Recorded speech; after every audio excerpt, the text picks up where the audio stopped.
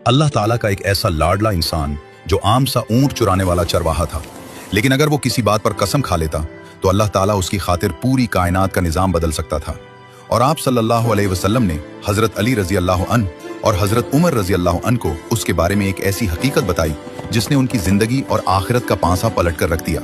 ये उस वक्त की बात है जब आप सल्लल्लाहु अलैहि वसल्लम ने उमर फारूक और अली उल मुर्तजा को एक अजीब व गरीब वसीयत फरमाई थी। आप सल्लल्लाहु अलैहि वसल्लम ने फरमाया था कि यमन से उवैस बिन आमिर नामी एक शख्स आएगा जिसकी पहचान ये होगी कि वो दरमियाने कद का होगा और उसके जिस्म पर एक सफेद दाग होगा जो उसकी अपनी दुआ से मिट चुका होगा, सिवाय एक सिक्के के बराबर जगह के जो निशानी के तौर पर बाकी रह गई होगी। आप सल्लल्लाहु अलैहि वसल्लम ने मजीद फरमाया कि उवैस अपनी माँ का इस कदर फर्माबरदार है कि अगर वो किसी बात पर अल्लाह की कसम खा ले तो अल्लाह ताला उसकी कसम को जरूर पूरा फरमाता है। इस जुमले का मतलब ये है कि उवैस करनी अल्लाह के इतने लाडले और मुकर्रब बन चुके थे कि उनके और अल्लाह के दरमियान कोई पर्दा नहीं रहा था।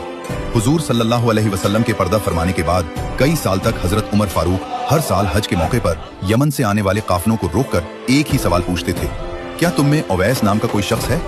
लोग हैरान होते थे कि वक्त का इतना बड़ा बादशाह एक आम से आदमी को क्यों ढूंढ रहा है। बिल आखिर एक साल यमन के काफिले में एक बूढ़ा शख्स मिला। हजरत उमर रजी अल्लाह अन्हु ने उससे पूछा तो उसने कहा, हाँ, मेरे भतीजे का नाम उवैस है, लेकिन वो तो बहुत ही सीधा सादा और गरीब सा बंदा है।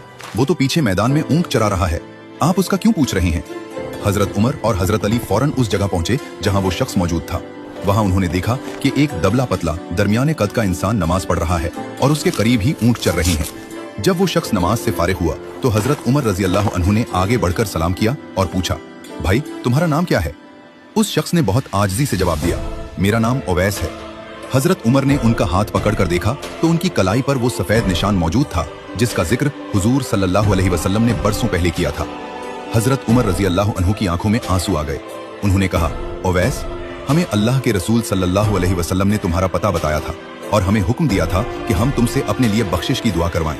हजरत उवैस करनी रजी अल्लाह अन्हु ये सुनकर कांपने लगे। वो हैरान थे कि इतने बड़े सहाबा मुझ जैसे गुमनाम इंसान से दुआ का कह रहे हैं।